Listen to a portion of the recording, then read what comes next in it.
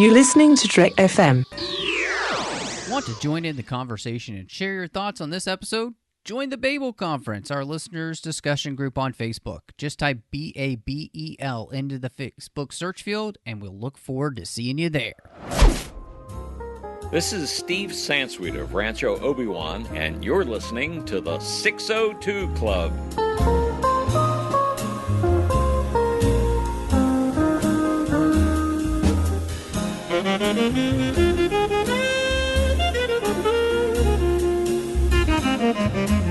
Welcome to the 602 Club, Trek FM's local watering hole. So excited to be here tonight. We have a very special episode. It has been a while since this person has been on the show. And it's been a while since it's just been the two of us talking about the thing that brought us together all the way back at the beginning, which was to talk about some Star Wars. And I am so excited to have my co-host from Aggressive Negotiation and fellow Star Wars aficionado, John Mills, here with me tonight. I'm pleased as punch to be here, man. It has been so long since I've been on 602 Club that I do not remember the last time I was on 602 Club.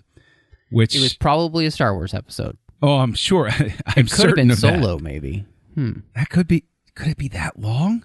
It's well, a either long way. time ago. This is either in a galaxy joyous, far, far away. Yeah, this is either joyous news for somebody or everybody just hit stop and they'll come back next week. So, hey, everyone. Well, you don't want to do that because tonight we are going to be talking about Claudia Gray's Master and Apprentice, the brand new novel that has come out just recently about Qui-Gon and Obi-Wan during Obi-Wan's apprenticeship. And I have to say, I think we have a heck of a show for you tonight as we're going to be talking about this.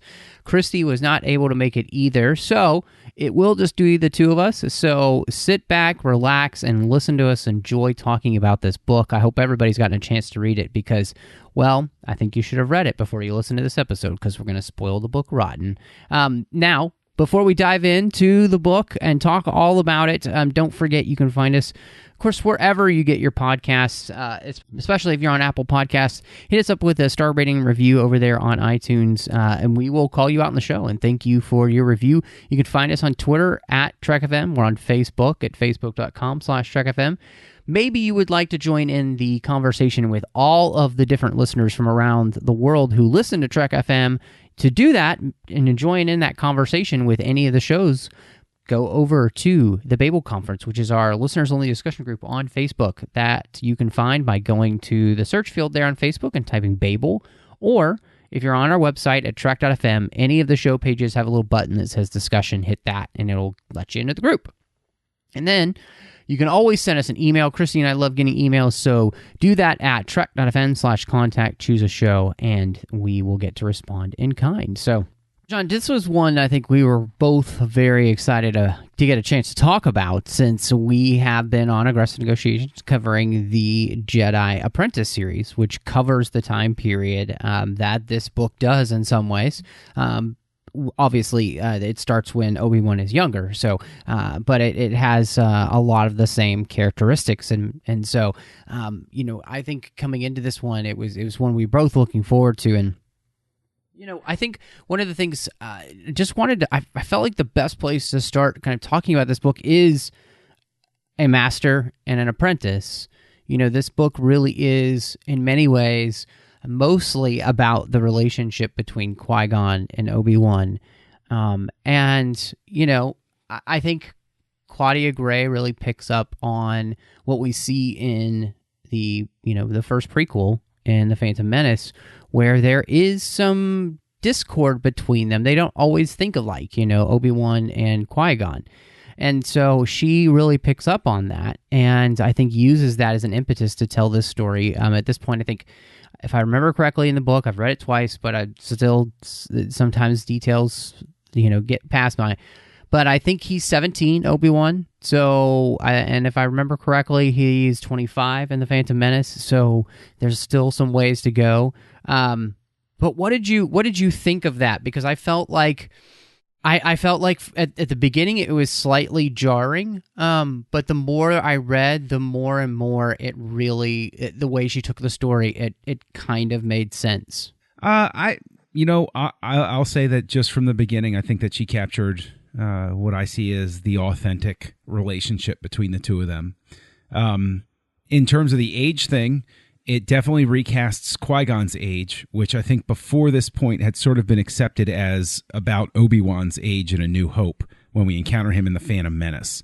And this de-ages him a little bit, which is fine. 'Cause I think she says he's like 40, maybe. Right. So, yeah. So he's a solid. He's closer to like decade. Liam Neeson's age at that point. Right. Honestly, right. Exactly. Exactly. Which is fine. But it was unexpected. But I that's the nature of things. If it's not stated explicitly on screen, it's up for grabs a lot of the times.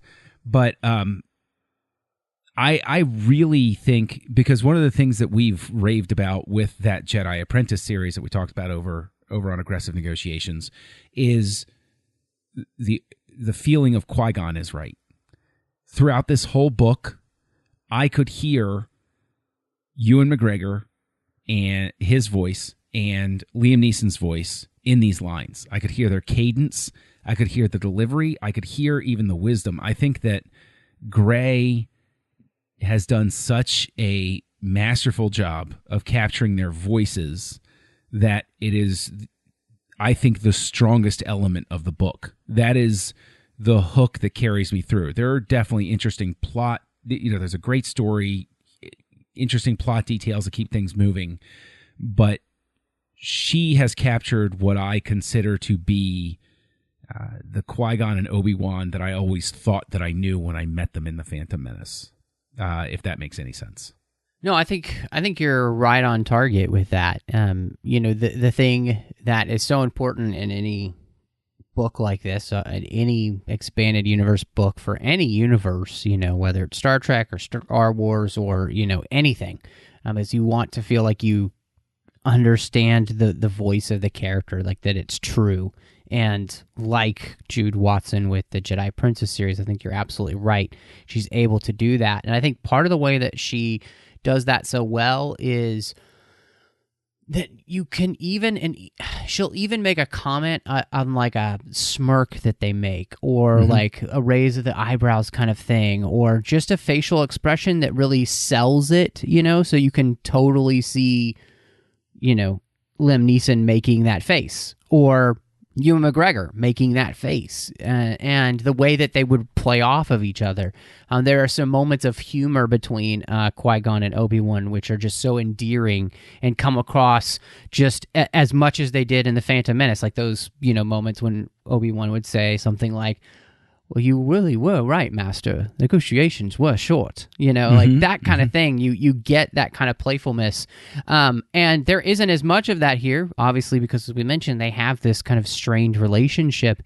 And, to me, watching them kind of come through this was, in many ways, I felt like we kind of see this play out largely over the entire book, with this idea of miscommunication or non-communication between certain factors really causes a problem, and it's relationally, and just it helps actually create some of the biggest drama we see in the book, is this kind of real lack of verbal communication between people.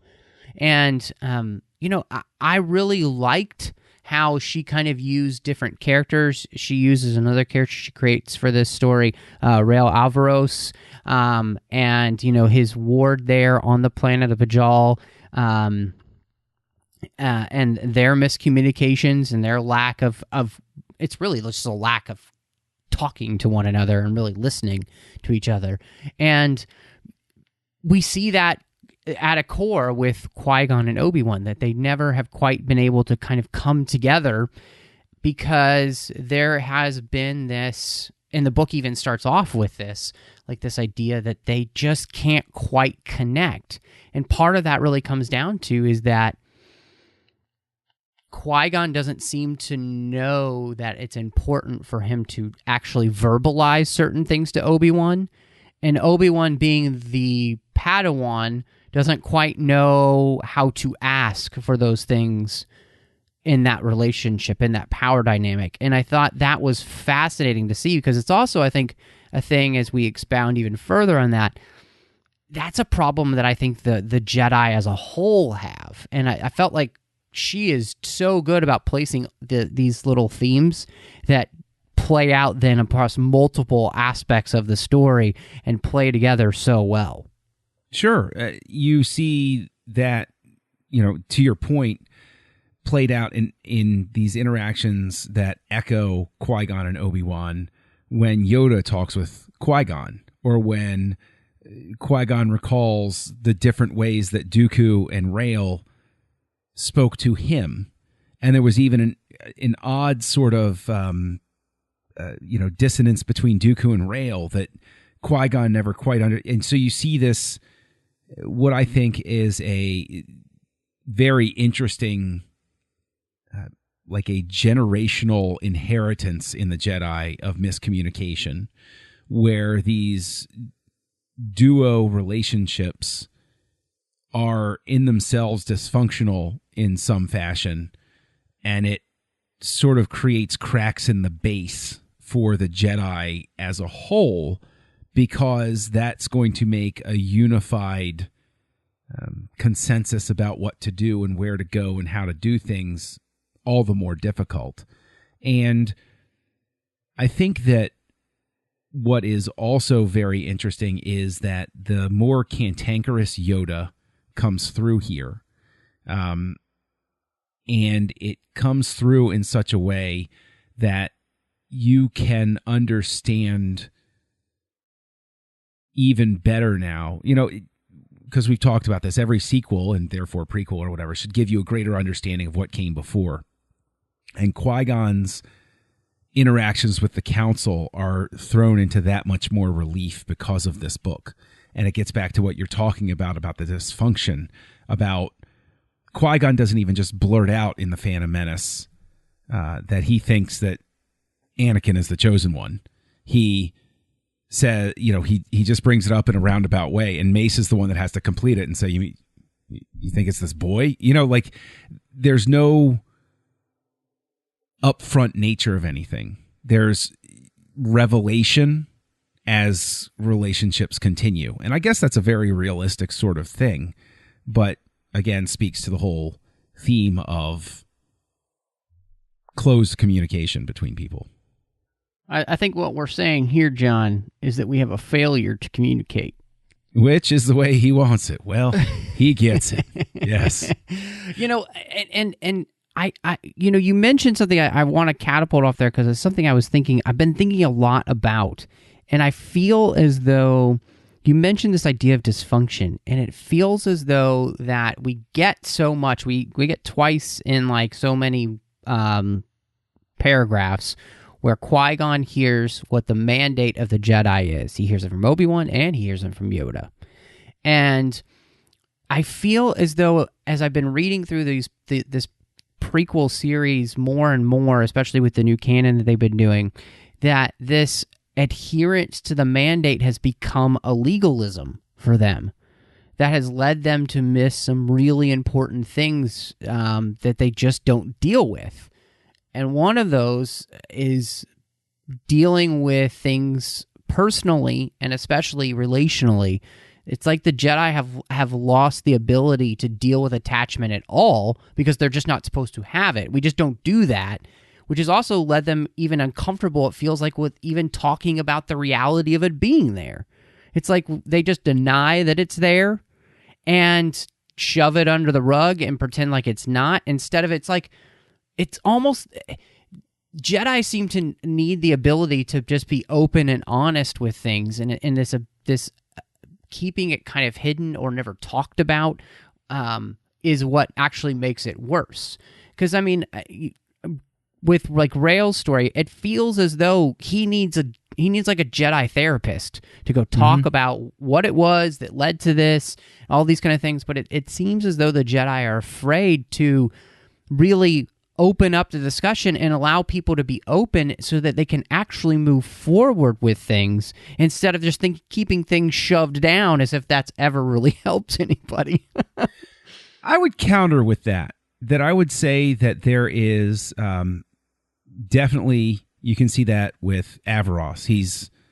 He doesn't talk the way that he should with other people about what's really hurting him, what's really at his core.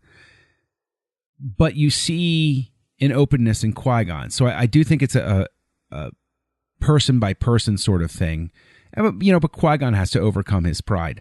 I think that it's not necessarily an institutional pride. I think that it's a singular pride that's infectious across the Order. And it's in more stark portrayal here because Rael and Qui-Gon are students of somebody whose pride left him, going down a path to leave the Order. Dooku, who winds up turning to the dark side. And so you have, I think, this pride, again, that's, it's the generational inheritance of flaws. And so I think that the difficulty, and the one that I think I came to realize, because I agree with you about the dysfunction of the Jedi. We've talked about that. But in this book, I saw it more as a series of individual failings. And the problem isn't that it was institutionally mandated to be that way, is that there was no institutional facilitator for its release. There was no... Yes. There was no place for them to go to, for lack of a better term, like a Jedi confessional sort of thing. Yeah, and, yeah. That sort of thing. Yeah, I mean, it does feel like in many ways the Jedi need, Jedi psychologists to be able to, talk about things. And just because Jedi have the Force doesn't mean that they don't have massive, probably PTSD when things happen, and so communion with the Force helps, but so does communication and actually talking about it. And I think you're right on pinning the fact that Dooku becomes the link there between these generations, because Qui-Gon and Rael seem to be the ones who have difficulty verbalizing, because Dooku he's not loquacious, and relationally. And in a couple weeks we'll actually talk about the Dooku Jedi Lost, so there's some nice connection there. But absolutely, I think that's a key, and you see that because, one of the things that the very beginning of the book, Obi-Wan kind of confronts Qui-Gon when he finds out that he's been asked to be a part of the council, and Qui-Gon didn't tell him.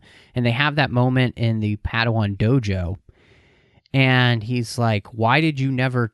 I guess I figured out why you never taught me any of the other advanced lightsaber forms. And it's because you were always really planning to not have me as a Padawan very long. And that becomes a running theme throughout the book of what was it that... Why did Qui-Gon make that choice?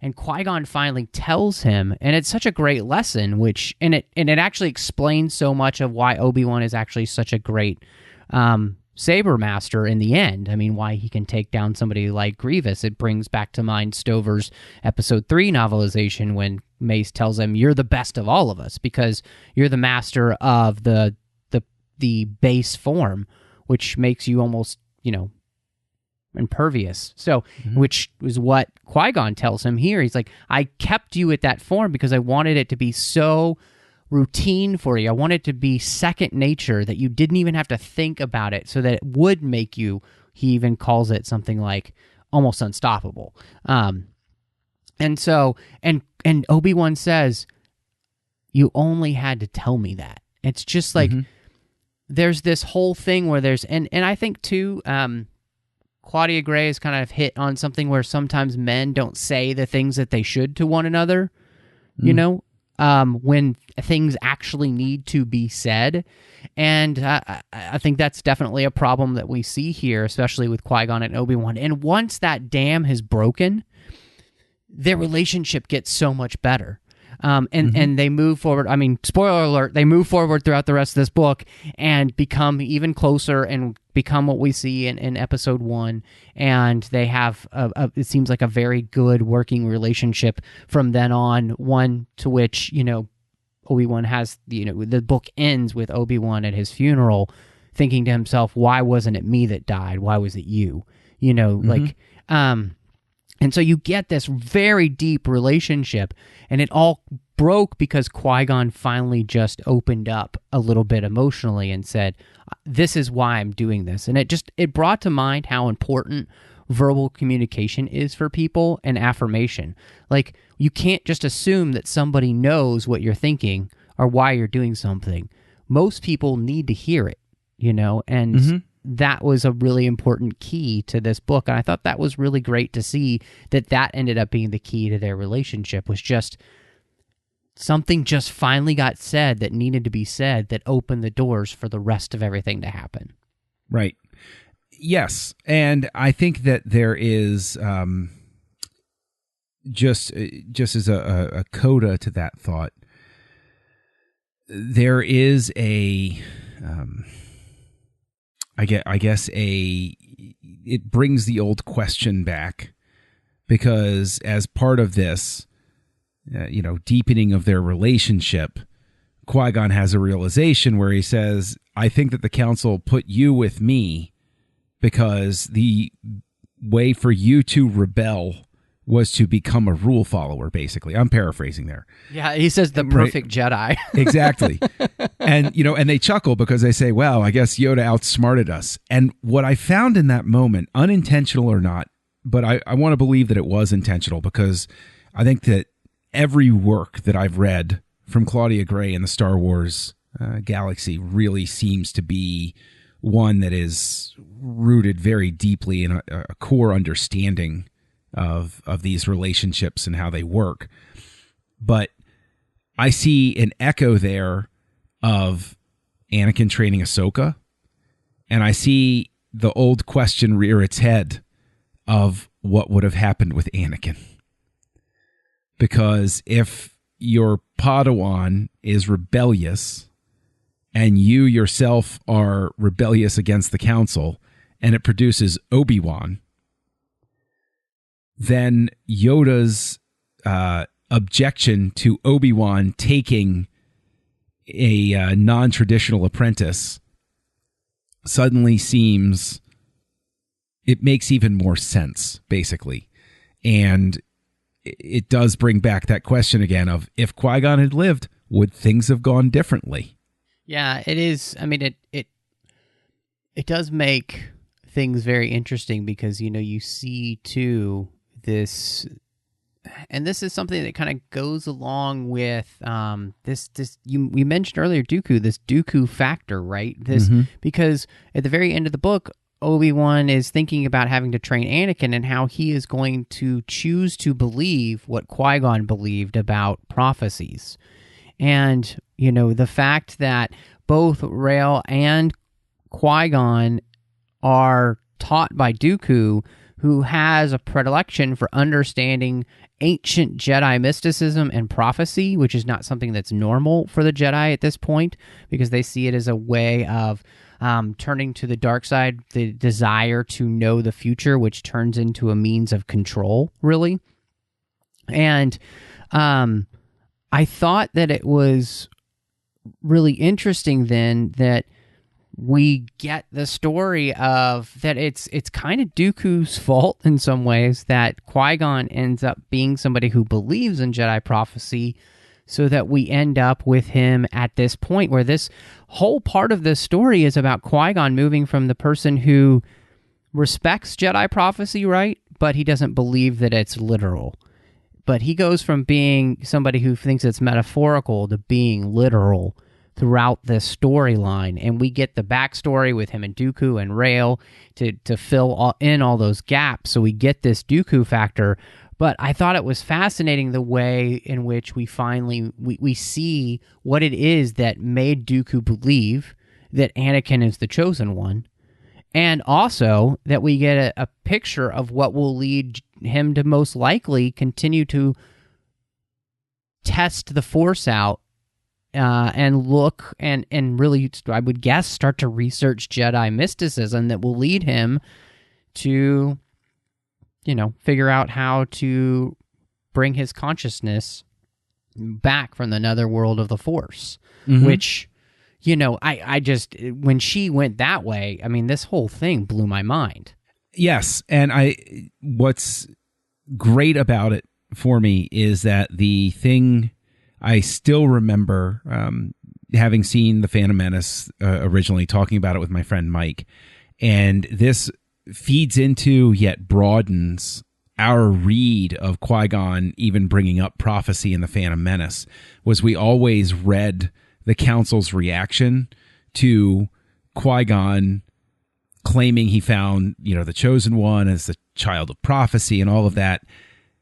Now, granted, this is how we read it back then before this material came forward, but we read it as, the Council's reaction was basically, oh, geez, he's done it again. He's okay. Like, it was almost like Qui-Gon was the crusader going out and, oh, I found the Chosen One. Oh, I found this thing. Oh, I found this.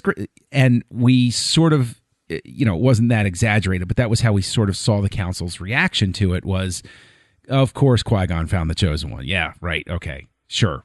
And this, I think, feeds into that because of the fact that he does become such an adherent to the prophecies. But what I find wonderful is the fact that she includes, and I even highlighted it, where he has the realization that eludes Dooku, which is the path to the dark side with prophecy is that you therefore try to leverage the future and you try to control it. And you try to control everything by knowing it ahead of time. Whereas knowing the future is about surrendering to it and letting it happen. It's just you know what's coming, but it's because it's your duty to accept that that's what it's going to be and, relax and lean into it and be ready to do your part when that time comes. Yeah, I highlighted the same section of his realization that, like you mentioned, it's this idea of surrender, and he even thinks to himself that only through surrender could the Force truly be known, which I think helps you understand, when you get to like the Empire Strikes Back and Yoda talks about the ways that we use the Force. They're not for control. They're for knowledge and defense. And we kind of get that here with Qui-Gon and this realization of understanding it, like, because he even makes a mention earlier about the struggle where the Jedi are and they become too wrapped up in their mandate and not the will of the living Force. And that's where this whole idea comes from that we'll really see play out in The Phantom Menace, where Qui-Gon is so much more about truly understanding the Force, knowing what it's saying, and going along with its flow. And what I think it really means is that, and I mean, it's that spiritual idea of being in tune with with what it is that you believe in, to the point to where you are following along and realizing that there is a will of the Force, that it has a plan, and it, it's kind of a whole like predestined thing. Like the Force has predestined certain things apparently. And that it brings to mind to those who know the Force well these abilities to see the future, but the way in which you react to that makes all the difference. And I think that was something that's just really, really cool. But I think it really deepens this whole thing, that I think something that you and I talked about with the sequel trilogy, about this idea of prophecy, but also this idea of relics and all of these kind of things. Mm-hmm. And so I'm seeing that more and more in the literature, and I'm wondering if, there's something to that for what will come at the end of 9. So, but I just love this here because I think that Claudia Gray does such a great job of weaving this all together.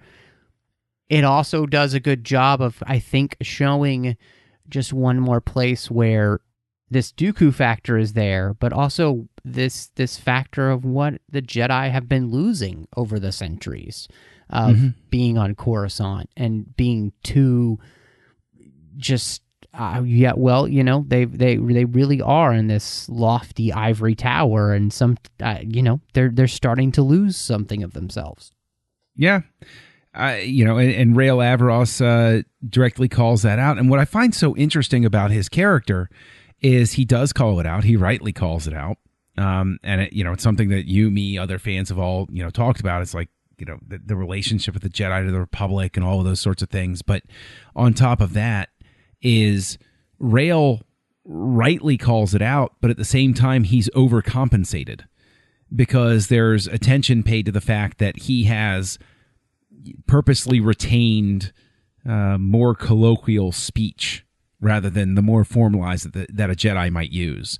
Yeah, if you hear him, when you listen to Jedi Lost, he has a Texas twang to his voice, which I love that's his colloquial speech is to have a drawl.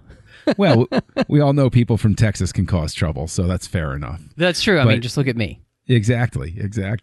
But he's overcorrected. The sense that I got from him, which was really neat, was that he was not directly, of course, but he was what I would call a Han Solo Jedi. Rael Averross is the kind of Jedi that I think we all grew up thinking of before the prequels. That this is what a Jedi was going to be like. He was going to be cool. He was going to be slick. He was going to, talk, unrefined. He was going to be kind of messy. And you can see that why it would be an indulgence on the part of the Jedi to have that. But at the same time, right, the Jedi are willing to make all of these little, Averross is not the first character we found where they make these little adjustments to the rules to accommodate somebody's style and let them be who they're going to be. And it raises its own question of, well, why couldn't you adapt with everybody? Why couldn't you relax a little bit with, everyone and let them do their own style instead of chasing them, instead of say, don't do anything unless you talk to me or the council first. And there seems to be, I think this gets back to what we were talking about with communication, is if you don't have open communication, there's an erosion of trust. And so I think that there are times where you have somebody like Windu who has a real hard edge about being a Jedi. And I think that's because people aren't communicating. And so some people, and maybe the Order as a whole, overcompensate where they are trying too hard to hold on to this. I know that I'm sort of rambling, and I hope I hope I'm getting my point across here. But it's almost like there's a person by person, like when two Jedi talk one-on-one, it's cool and they're understanding. And when they finally do open up and when they finally do open that line of communication, but when it goes on the macro and the Jedi Order as a whole can't communicate with that one Jedi. And I think it speaks maybe to the fundamental error in having the Order organized in the way that it is at all. If that makes any sense. Yeah, no, I think you're making a lot of sense. The idea of, giving accommodations to Rael, who comes to the temple at the age of 5, which is very late for a Jedi. They usually come to the temple as they're brought as babies. And, he knew his family. He also was somebody who knew enough of his culture, and that kind of kept him separate from everybody else in the temple. And then it became a marker, again, the Dooku factor, a marker of pride for him to not be like anybody else at the temple, to continue to speak the way he spoke, not adopt like a Coruscanti accent, to be somebody who, looked shabby all the time, took pride basically in looking like a ruffian, a Jedi ragamuffin, and being somebody who, as we see in the book, is not afraid to get laid every once in a while, screw celibacy, which we, know that some Jedi did, as long, and, as he mentions in the book, it's not getting in the way of anything. We have that kind of understanding. It's cool. But I mean, it all goes to feed into this character who has worked because I think of his pride to kind of keep himself separate and instead of come together. And I really like what you said there about this idea of like the Jedi as a whole. And I think this kind of goes back to what I was saying earlier, is just that there is a systemic thing that's happening there, which is keeping them from dealing with the reality of what it means to let go of attachment in the way that they're meant to. And it feels as though like there needs to be the ability to talk about these things because they are going to happen. I mean, Rael even mentions earlier in the book, like, you know, we grow close to our masters. You know, we spend 10 years with these people. How could they not become like family? And so again, it's like, you need the ability to be able to really communicate and kind of talk through these feelings and issues and all the things that you have, because it's not like they're not going to be there. All beings have these things to which, you know, they begin to have feelings for one another. And therefore, to be able to put those aside, like, and in fact, we even see in the book, you know, Obi-Wan, he is in trouble. He's about to die. Qui-Gon comes to save him, and he's like, no, Qui-Gon, leave. Go save yourself. You know, that selfless act. Like, we see exactly what the Jedi are meant to do, which is do not think about me, you know, that, you know, to give up that love and let it go. Like, we see that, but not everybody can get there. And it's like, you just need a place to be able to talk through these emotions. Exactly. You do.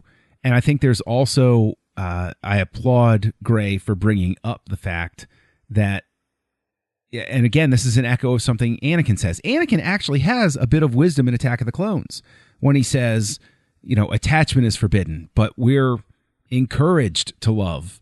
He's right. This idea of self-sacrifice and your willingness to lay down your life for somebody else, your willingness to give up that which is, you know, most precious in order to protect and defend others is a form of love. And I think that to your point about talking about it and everything, it's that there seems to be a baseline confusion about the difference between romantic love and I guess platonic love. You can love somebody without it being physical. And I think that is the thing that the Jedi would wind up struggling with, is the Jedi code would be saying, okay, don't get into a long-term serious relationship that's going to distract you from being a Jedi and hamper your ability to, et cetera, et cetera, et cetera. But if you form a bond with someone, like Obi-Wan formed a loving relationship with Dex. They were friends. Right? And there is a kind of love there. And it is, I think it's very interesting because Rael is the one that seems focused on the idea that love therefore means physical intimacy. Right. He's got that hang up in a sense. And it actually makes me even more curious again about Dooku. Dooku produced both Rael and Qui-Gon. Now, granted, when we meet Rael, he's after a traumatic event in his life, which has, you know, broken him a little bit. And this assignment has been an attempt at giving him a way to work through it, I guess, but not said as much. Like it's so, again, it gets back to that communication thing. It's almost like they make an attempt to help him heal, but not on healthy terms. But how do Qui-Gon and Rael both come from the same master? How does Dooku come from Yoda? Because now we have our first little hook in there where Yoda is wise enough to give Obi-Wan to Qui-Gon to turn Obi-Wan into, you know, the perfect Jedi, right? Is that possibly Yoda realizing his own failings with Dooku and trying to break that cycle and say, okay, this is how we're going to fix things? Because that's the same one of the reasons that Ahsoka is given to Anakin is to make him learn how to deal with loss, because he's going to have to say goodbye to her at some point. And of course, Anakin fails spectacularly, but so, I just think that adds, a very interesting layer on its own. Yeah, to me, I really enjoyed the character of Rael, and I thought he was just a really great addition to the Star Wars saga, and a great addition to the story, like you mentioned, from the Yoda, Dooku, Rael, Qui-Gon, Obi-Wan. Like, you get all these characters in a row, and you see how they're influenced and how they kind of turn out the way they do. And it makes for such a really interesting story, and it's really a microcosm of the Jedi Order in and of itself. And I think, coming down to it, this whole thing really does become about a lack of communication within the Jedi Order. And I do think that part of that has become about them focusing more on mandate than it has about being connected to the Force. Because if you were truly connected to the Force, you would be able to sense what's going on in somebody and then create that conversation. There's a moment in the book where Qui-Gon realizes that if he had really probed the princess, that he would have realized what was there, but he didn't, because he took her at face value instead of realizing that people can hide who they are inside and what they're truly feeling. And so he realizes that moment that he basically had messed up. He says to himself, I could have sensed it if I had tried to sense it. And yet he only just trusted his own instincts instead of those of the Force. And I think you kind of see this struggle with the Jedi of everything has become so much more about the external than the internal for them, and especially with the Republic and all. And that externalness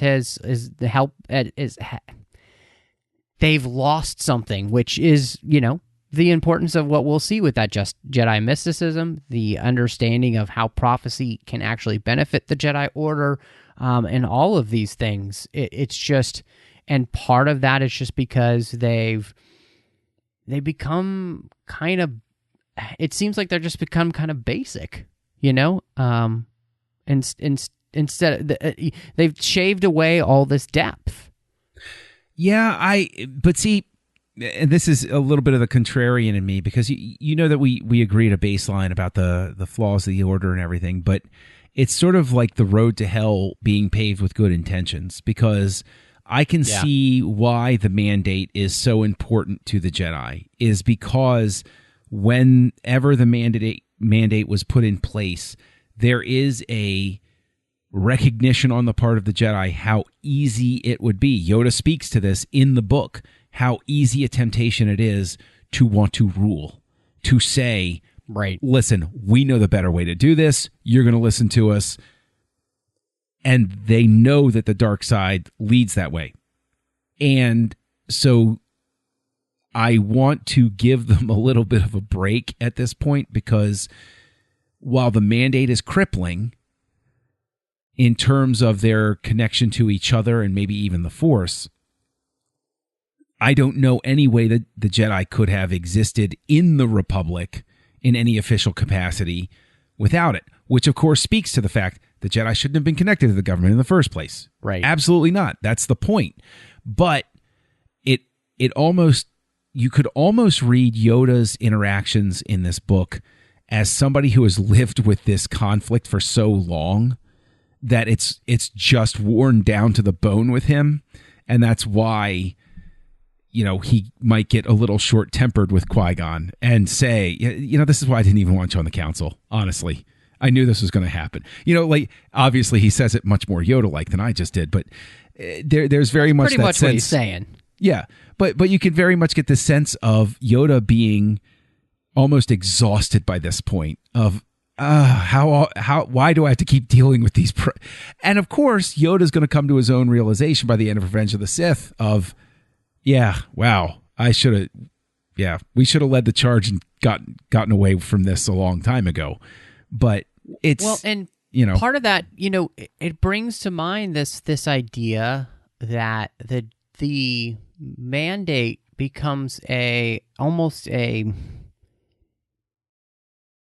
vestige of the Jedi fear of that, and that fear actually leads them to, like you were saying, kind of overcorrect in a way instead of trusting the Force. Because they've put all these rules in place to keep them from doing a certain thing because they know that it's bad, right? Instead of just trusting that the Force will keep them in line.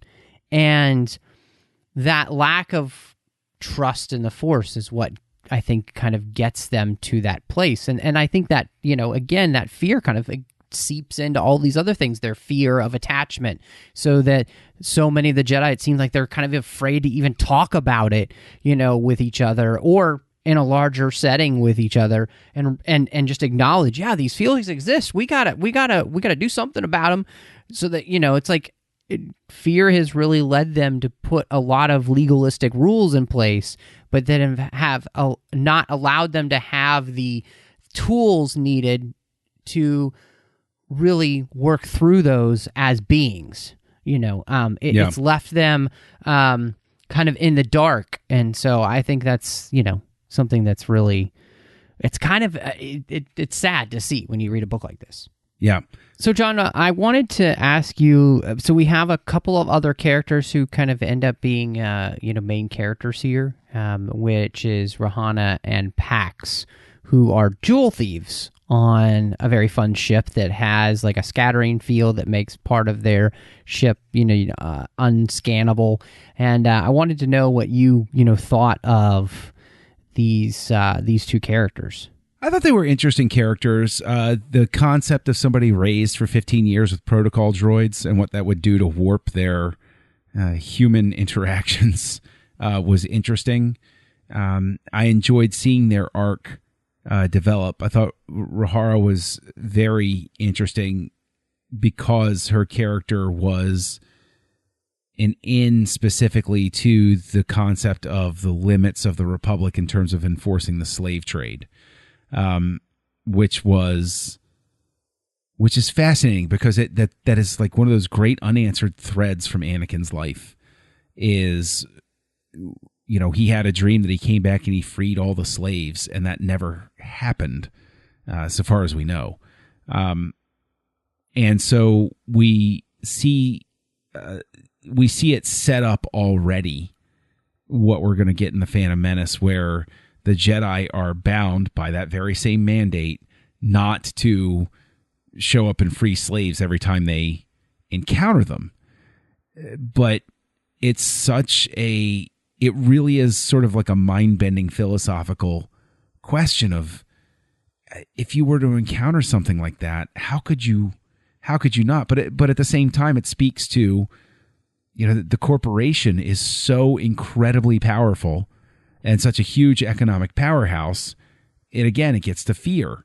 It's just like the Trade Federation leverages that too. People are afraid to move against the corporations, these giant, whether it's the Trade Federation or the Mining Guild or whatever, they're afraid to move against them because of the impact to their material world and their comfort. And so they're willing to self-limit their involvement in righting certain wrongs by justifying it as saying, well, it's for the greater good that we look the other way on something like this. And that Rahara wound up being a great way to humanize that sort of conflict of interest of, this has a very real personal impact on somebody like her, and to encounter the very people that she could very justifiably say, why aren't you out there taking care of this problem? I found her to be a very interesting and sympathetic character, and I thought that Pax played off of her very well. And, I thought they were a very interesting duo. Yeah, I completely agree. I really liked both of these characters. I thought that they were really fun. You mentioned with Pax the idea of him having been lost on a ship by himself as a young child in close to wild space, and having been raised for most of his life by protocol droids, you just think of what that would do to a poor person, being raised by a bunch of 3POs. And exactly what you think is what we get in the book, and I think that's fantastic. I think Claudia Gray really taps into what that person would be like, and they're not the easiest person in the world to get along with, but the relationship between Rahara and Pax is so interesting, and I think it really does bring some life outside of all of the stuff going on with the Jedi here, which is great. Really appreciate that. And then, like you mentioned, it leads us into something that's really big in this book, which is this Zerka Corporation, who has been around, some say, as long as the Republic itself. So this is something that has truly, become entrenched in the galaxy in a way that would be difficult to... It's like when they say it's too big to fail, like the Zerka Corporation is too big to fail at this point. And they have found a way to continually get their way in their business by circumventing all the laws. So if you think it's bad for corporations to put their money in offshore accounts, that's what the Zerka Corporation does with morals. Yeah. Yes, that's a great way to put it. That really is a great way to put it. This is what is so scary then about this whole thing. And I think it was fascinating to see the way that this played into a section of the book which I really following the light. And Qui-Gon tells Rael that we don't turn toward the light because it means someday we'll win some sort of cosmic game. We turn toward it because it's the light. And Qui-Gon, and this is where it kind of connects with the rest of the story, with where Rahara and Pax kind of impact the rest of the story. Qui-Gon is struggling with this idea of, like you mentioned earlier, Yoda says it would be so easy for us to rule, and Qui-Gon is stuck with, but what do we do in light of knowing what's right and it not being right? Like, where do we do what's right, or we do what our mandate is? Like, and there's this rock and a hard place for him as a character, and it's really brought to a head when we see what the Zerka Corporation is doing, which is basically it's found a way to create slavery but do it legally, and to circumvent all of the Republic rules against slavery by turning it into corporatese, and it's just disgusting. But that in and of itself is something that, and you know what? And I'm going to say this with relish, because I know that a lot of people were repelled from the prequels because of the procedural natures of them when they would deal with the workings of government and the corruption inherent in things, and the bureaucrats are in charge. Like, there were a lot of cries I remember back in '99 of people, that's not Star Wars to me, and stuff like that. Well, it is, and it's always been there. And I think that Gray taps that vein with Zerka very, very much in setting up that frustration of the corruption in the Republic, and with Zerka in specific, to your point about circumventing the laws, how slick a powerful corporation can be to make the phrase just a little bit obscure, so that, okay, if somebody has a problem, we'll work on an amendment to that, or and you have to sue in the courts, and maybe the courts go for you, or maybe they don't. And like you said, I love the way you put it, that they put their morals in an offshore account, because it's all about simply keeping the corporation going. So there's not even an immorality to Zerka. There's an amorality, because nothing matters except its own survival. And so in a sense, it's a fascinating extension almost of a predatory animal out in the wild, where you can't bargain with a shark. Shark's going to eat you or it's not. And if it passes you by, it doesn't mean that the shark has had a change of heart. It just means it's going to eat something else. And eventually it'll get to you. And I like that is, I love that type of stuff. And I think it's also such an important thing to work into the morality play that is Star Wars, and to act as that cautionary tale, and that it's not it's not like a quote unquote partisan issue. Everybody can agree about this and about the dangers of it. And so I relished the Zerka Corporation, but also not just because of that cautionary aspect to it, but it was also it seemed a callback to the sort of stories that would have influenced the formation of Star Wars and its world building. The old Charles Dickens stories about how, the child labor worked and stuff like that. And, Dickens comes to mind, and I think that in and of itself is a really cool thing. And I think that's why this works so particularly well. Well, and again, it really fits the thing to show just how far the Republic and the Jedi have come, and the corrupting influence that this has all been. Because, the fact that the Republic and the Jedi are not willing to step in when knowing that a corporation does these kind of things and censure them, and all of that kind of stuff, it shows how...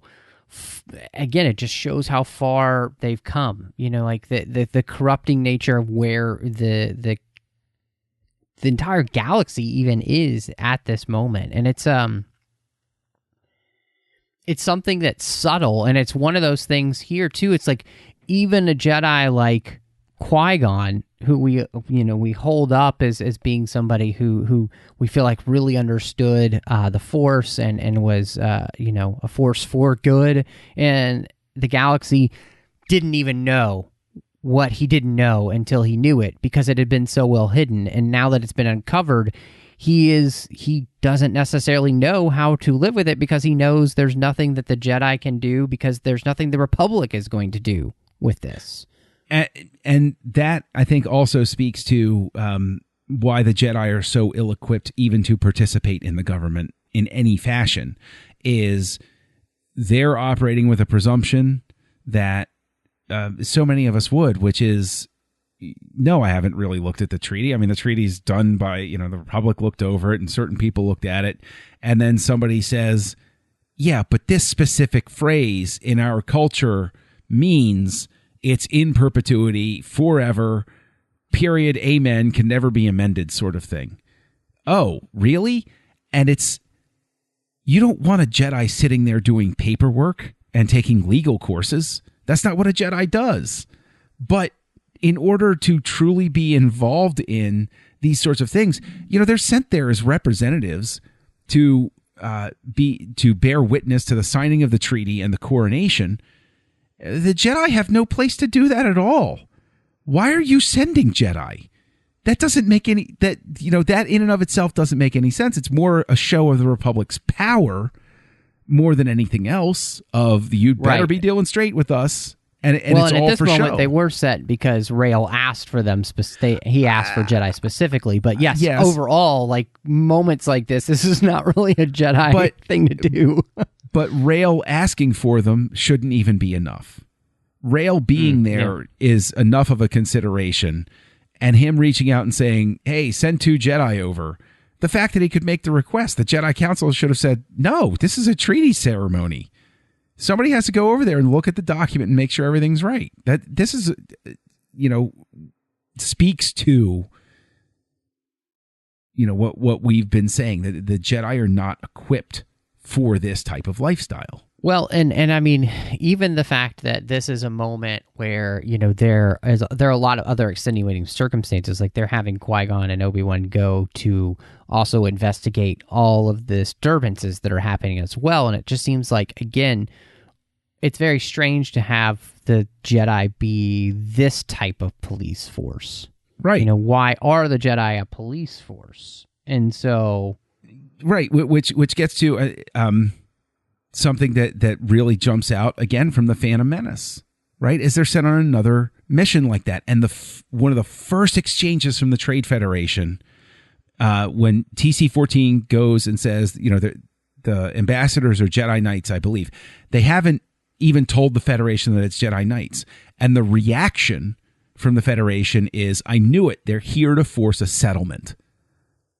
And so that speaks to the police force. I lovingly referred to the Jedi a long time ago as the thugs of the old Republic.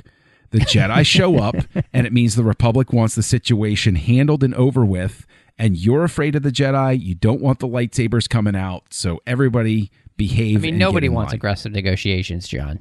That's true. No, well, I prefer them, but hey, that's me. No, I think that this, kind of getting towards the end here, I think the thing that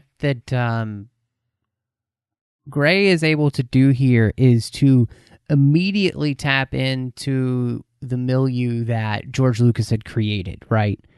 Of the prequels and what's going on in this time period and what is leading the Jedi down a certain road and what leads certain Jedi, like a Qui-Gon Jinn, to be able to maybe rise above that and to find another way. And, when we talked about the importance of legacy, I think we see here how important Qui-Gon is to the way that Obi-Wan is going to turn out. Mm-hmm. Obi-Wan continues to be that same character who is falling down a sinkhole and is telling his master to leave because he's more worried about his master's life than he is his own.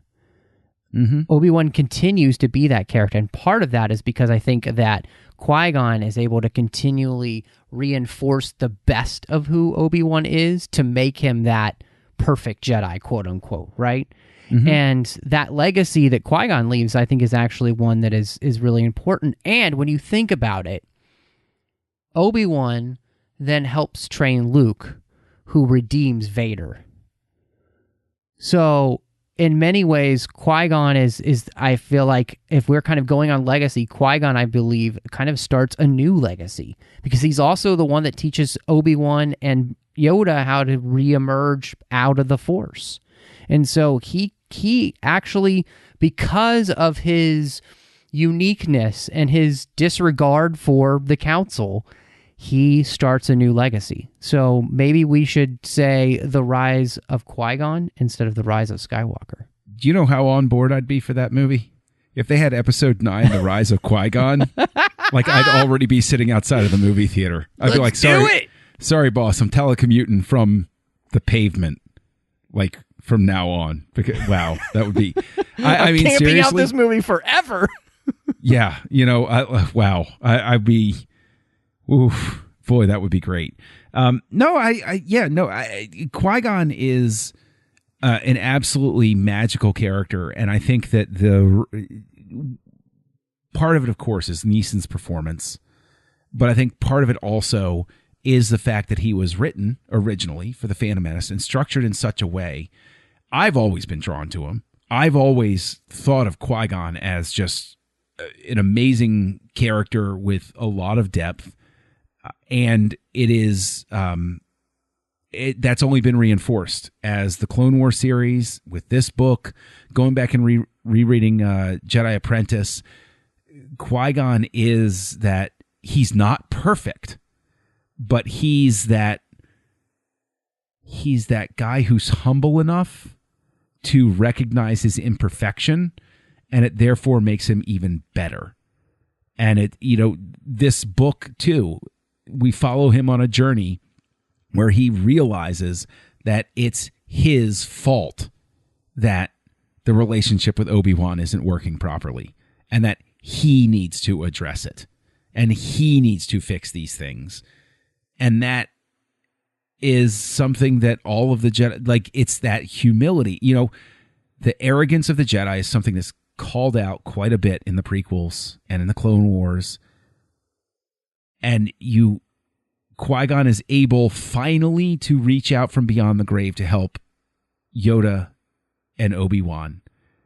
And again, this is just another instance. This book is just another instance of where I wonder how things could have been if he'd survived Naboo.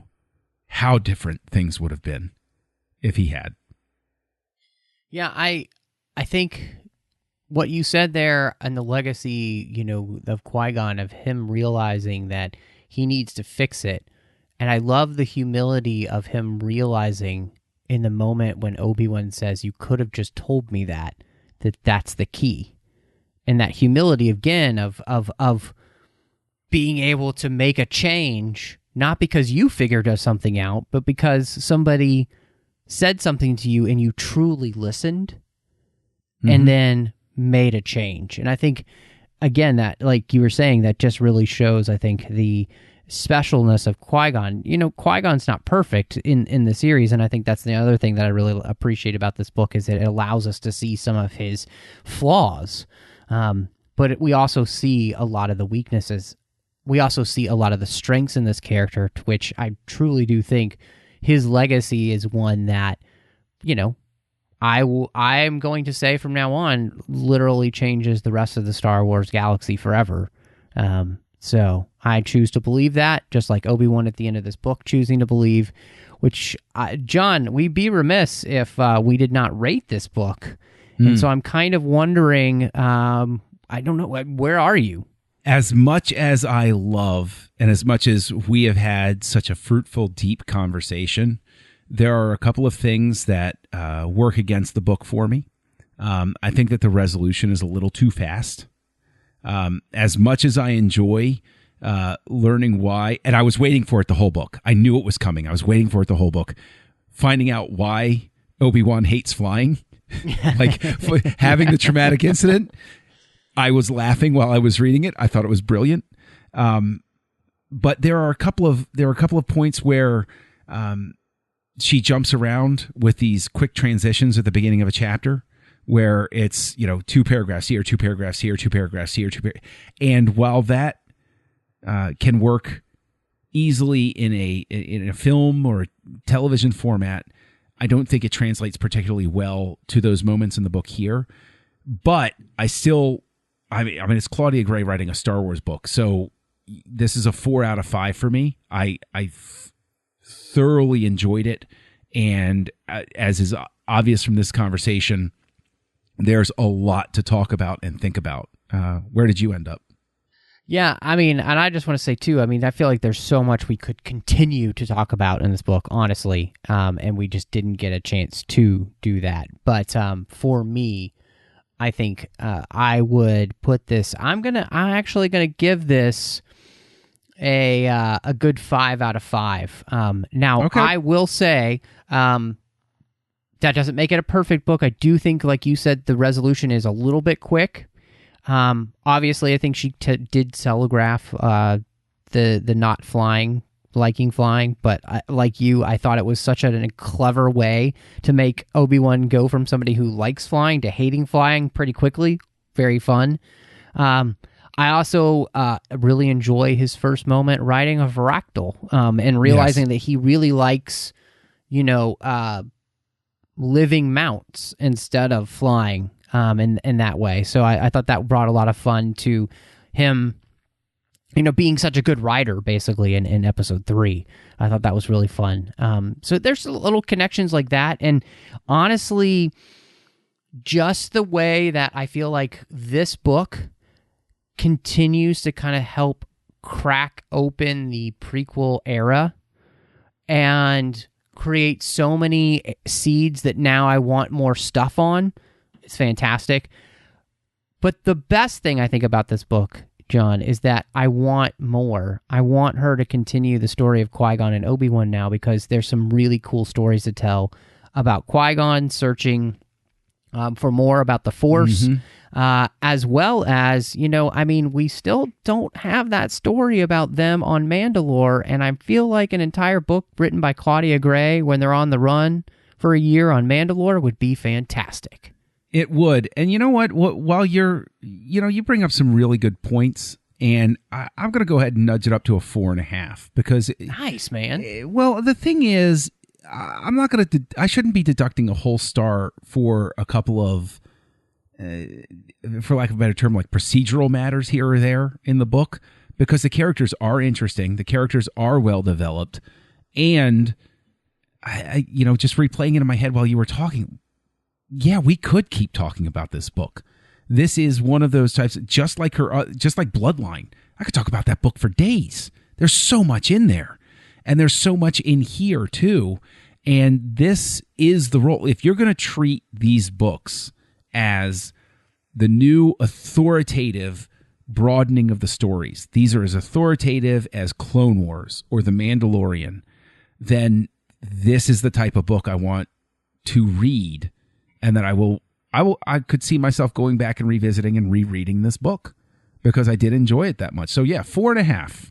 4.5. Yeah, and I see. I really appreciate you said that, because it brings to mind, the fact that I did read this book when it had, right before it got released, because I got the review copy and I wrote the review, and then I read it again, and I actually enjoyed it as much the second reread as I did the first reread, and part of that was just really getting to mull over all of these ideas again. So 100% agree. I think you're absolutely right.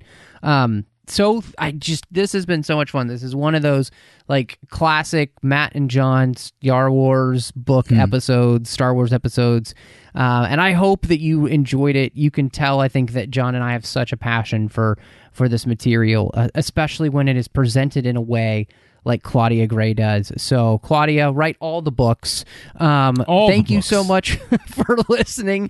We want to say a huge thank you to our associate producers, through Patreon, Ken Tripp, Davis Grayson, Wyatt Millett, and Daniel Noah. They have been supporting the show for quite a while now, and honestly, we couldn't do this show without them and their support. We couldn't do the network either. This is a very big network, and there's so much happening on it each and every week. We really do need your support. It costs quite a bit to put this on. So please go over to patreon.com/TrekFM and see how you can become part of the team and support us, and make sure all of the quality content here on Trek FM keeps coming to you each and every week. Now, John, always a blast to have you back in the place where we first met, the 602 Club. But before I let you go, of course, where can everybody find you if they wanted to catch up with you and maybe talk some more Master and Apprentice? Well, my online moniker is Kessel Junkie. I'm on Twitter now and then. You can also find me over on Letterboxd and Goodreads, and I've been writing over on KesselJunkie.com. And if you want to hear any further thoughts just about movies, in specific the ones from 1994, go over to the Nerd Party and listen to me and Mike Schindler talking about the movies of 1994 one week at a time over on Retro Perspective. And speaking of the Nerd Party, there's another show that I'm on. It's actually a Star Wars-focused podcast called Aggressive Negotiations. Wow, I think I've heard of it. Possibly. It's pretty interesting. There's a guy on there that I talk with. He's wrong from time to time, but I enjoy talking to him. He's pretty cool. Yeah, he is wrong from time to time.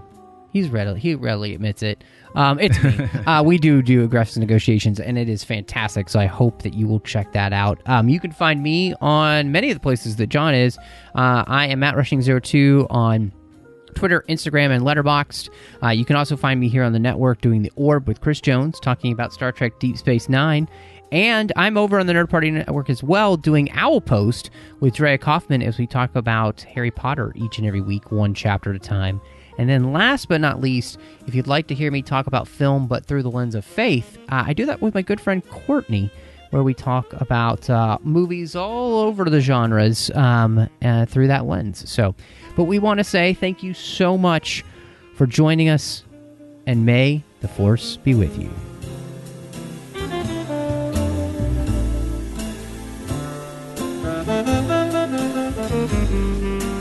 Thank you.